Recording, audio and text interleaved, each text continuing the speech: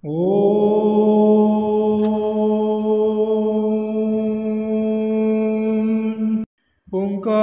बिंदु संयुक्तं नित्यं ध्यायन्ति योगिनां कामदं मोक्षदं तुभ्यं ओंकाराय नमो नमः। गुरु ब्रह्मा गुरुर्विष्णु गुरुदेव महेश्वर गुरु साक्षात् परं ब्रह्म तस्मै श्री गुरवे नमः। अज्ञानतिमिरन्धस्य ज्ञानाञ्जनशलाकया चक्षुरुन्मीलितं येन तस्मै श्री गुरवे नमः। अखण्डमण्डलाकारं व्याप्तं येन चराचरं तत्पदं दर्शितं येन तस्मै श्री गुरवे नमः। ध्यानमूलं गुरोर्मूर्तिः पूजामूलं गुरोर्पदं मन्त्रमूलं गुरोर्वाक्यं मोक्षमूलं गुरोर्कृपा। ब्रह्मानन्दं परमसुखदं केवलं ज्ञानमूर्ति द्वन्द्वातीतं गगनसदृशं तत्त्वमस्यादिलक्ष्यम्। एकं नित्यं विमलमचलं सर्वधी साक्षीभूतं भावातीतं त्रिगुणरहितं सद्गुरुं तं नमामि। मन्नाथ श्रीजगन्नाथ मद्गुरु श्रीजगद्गुरु मदात्मा सर्वभूतात्मा तस्मै श्रीगुरवे नमः। जङ्गारु ब्रह्ममूर्ति प्रणवतनुधरं सर्ववेदान्तसारं भक्तानां कल्पवृक्ष भवजलतरणी सर्वतत्त्वानुतत्त्वं योगीनां हंसतत्त्वं हरिहरणमिदं श्रीपति वैष्णवानां शैवानां भैरवश्च पशुपतिः परमशक्तितत्त्वं च शाक्तं बौद्धानां बुद्धसाक्षात् ऋषभजतिवर जैनसिद्धान्तसारं तं देव पातु नित्यं कलिकलुषहरं नीलशैलादिनाथम्। अथ श्रीमद्भागवत महापुराणं तृतीयस्कन्ध 29 अध्याय भक्तिर मर्म और कालर महिमा। नारायणं नमस्कृत्यं नरं चैव नरोत्तमं देवीं सरस्वतीं व्यासं ततो जयमुदीरयेत्।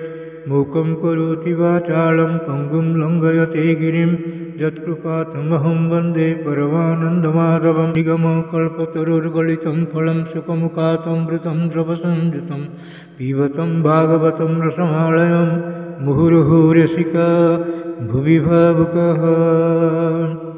देवहूतिरुवाच लक्षणं महदानीनां प्रकृतेः पुरुषस्य च स्वरूपं लक्ष्यते मीशां येन तत् परमार्थिकं।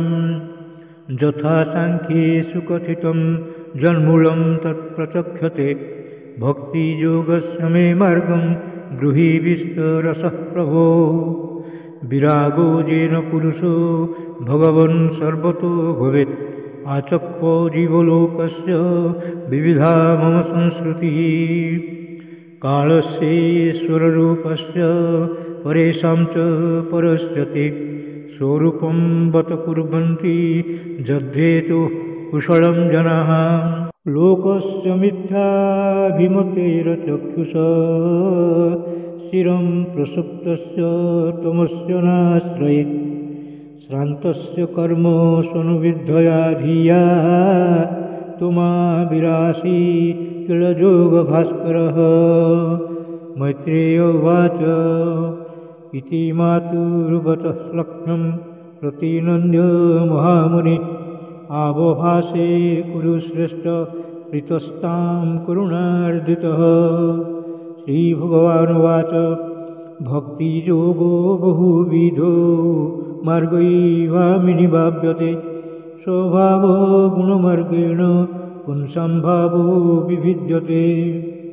अभिसन्धाय जो हिंसां दम्भं मात्सर्यमेव वा संग्रम्भि भिन्नदृग्भावं मयि कुर्यात् स तामसः। विषयानभिसन्धाय जस ऐश्वर्यमेव वा अर्चादार्वर्चयेज्जो मां पृथग्भावः स राजसः। कर्मनिर्हारमुद्दिश्य परस्मिन् वा तदर्पणं जदेत्यष्टव्यमिति वा पृथग्भावः स सात्विकः मद्गुणश्रुतिमात्रेण मयि सर्वगवाश्रये मनोगतिरविच्छिन्ना यथा गङ्गां वसुम्बुधौ लक्षणं भक्तियोगस्य निर्गुणस्य युताहृतम् अहैतुकम् अव्यवहिता या भक्ति पुरुषोत्तमे सालोक्य साष्टि सामीप्य सारूप्यैकत्वमप्युत दीयमानं न गृह्णन्ति विना मत्सेवनं जनाः स एव भक्तियोगख्य आत्यन्तिक उदाहृत येनाति व्रजत्रिगुणं मद्भावयोपपद्यते निसेविता निमित्तेन स्वधर्मेण महीयसा क्रियायोगेन शस्तेन नातिहिंस्रेण नित्यशः मध्यस्न दर्शनस्पर्श पूजास्तुत्यभिवन्दनै भूतेषु मद्भावनया सत्त्वेन सङ्गमेन च महतां बहुमानेन दीनानामनुकम्पया मैत्र्या चैवात्मतुलेक्षु जमेन नियमेन च आध्यात्मिकानुश्रवणान् नाम संकीर्तनाच्च मे आर्जवेनार्यसङ्गेन निरहं क्रियया तथा मद्धर्मणो गुणैरेतैः परिसंशुद्ध आशयः पुरुषस्यञ्जसाभ्येति श्रुतमात्रो गुणमहिमाम् यथा वातरथो घ्राणम् अमृक्ते गन्धाशयात् एवं योगरतं चेत आत्मानम् अविकारिजत् अहं सर्वेषु भूतेषु भूतात्मावस्थितः सदा तम् अव्यवज्ञाय मां मर्त्य कुरुतेर्चाविडम्बनम् जो मां सर्वेषु भूतेषु सन्तमात्मानमीश्वरम् हित्यर्चां भजते मूढ्यात् भस्मनैव ज्योतिषः द्विशतः परकाये मां मानिनो भिन्नदर्शिनः भूतेषु बद्धवैरस्य न मनः सन्ति अहमुच्चावचैर्द्रव्यैः क्रिययोत्पन्नयो नघे नैव तुष्येर्चितोर्चायां भूतग्रामाभिमानिनः अर्चदा वर्चयित्वा स्वपदेश्वरं मां स्वकर्मकृत् यावन्न वेद स्वहृदि सर्वभूतेष्वस्थितम् अर्चात् अवर्चयेत्तावदेश्वरं मा सर्वस्वकर्मकृत् यावन्न वेद स्वहृदि सर्वभूतेष्वस्थितम् आत्मनश्च परस्यापि यः करोत्यन्तरोदरं तस्य भिन्नं दृशमृत्युर्विदधे भयमुल्बणम् अथ मां सर्वभूतेषु भूतात्मानं कृतालयम् अर्हयेद्दानमानाभ्यं मैत्राभिन्नेन चक्षुषा जीवा श्रेष्ठा सजीवानां ततः प्राणभृतः शुभे ततः सचेताः प्रवरा ततश्चेन्द्रियवृत्तयः तत्रापि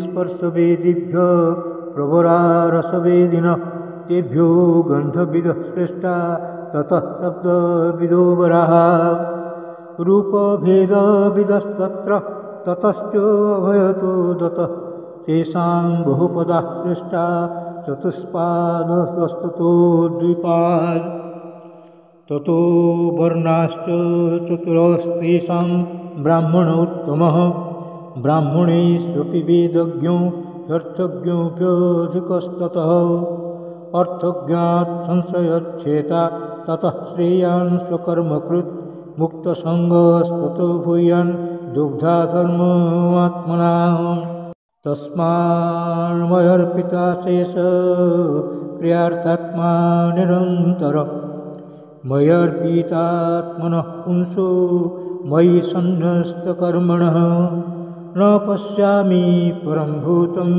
अकर्तुः समदर्शनात् मनसहितानि भूतानि प्रणमेद बहुमानयन् ईश्वरो जीवकलया प्रविष्टो भगवानिति। भक्तियोगश्च मया मानव्युदीरितः जयोरेकेतरेणैव पुरुषं व्रजेत्।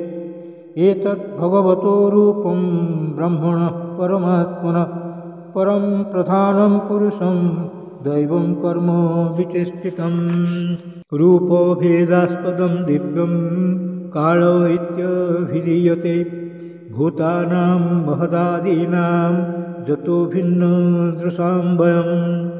जो अन्तः प्रविश्य भूतानि भूतैरत्यखिलाश्रय स विष्णुख्यो द्विजज्ञस्तु कालः कलयतां प्रभुः। न चास्य कश्चिद्दयतो न देश्यो न च बान्धवः आविशत्य प्रमत्तसौ प्रमत्तं जन्मन्तुत्। जद्भयात् वाति वातोऽयं सूर्यस्तपति जद्भयात् वर्षते देवो भगणो भाति जद्भयात्।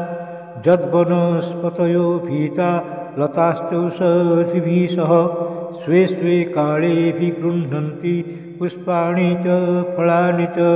स्रवन्ति सरितो भीता नोच्चर्पत्युदधीर्जतः अग्निरिन्धे सगीरिभिर्भुर्नमज्जति जद्भयात्। नभो ददाति स्वसतां पदं जन्यमाददः लोकं स्वदेहं तनुते महान् शब्दभिरावृतम्। गुणाभिमानिनो देवः सर्गादिस्वस्य जद्भयात् वर्तन्ते अनुयुगं येषां वश एतच्चराचरम्। सः अनन्तोऽन्तकः परः कालो नादिरादिकृतव्ययः जनं जनेन जनयात् न जनयन् मारयन् मृत्युनान्तकम्। सोऽनन्तोऽन्तकः कालो नादिरादिकृतव्ययः जनं जनेन जनयन् मारयन् मृत्युनान्तकम्। इति श्रीमद्भागवते महापुराणे पारमहंस्यां संहितायां तृतीयस्कन्धे कापीडयोपाख्याने 39 भीमस्यापि रणे पङ्गो मुनेऽपि मतिभ्रमं यदि शुद्धं वशुद्धं वा मम दोषो न विद्यते।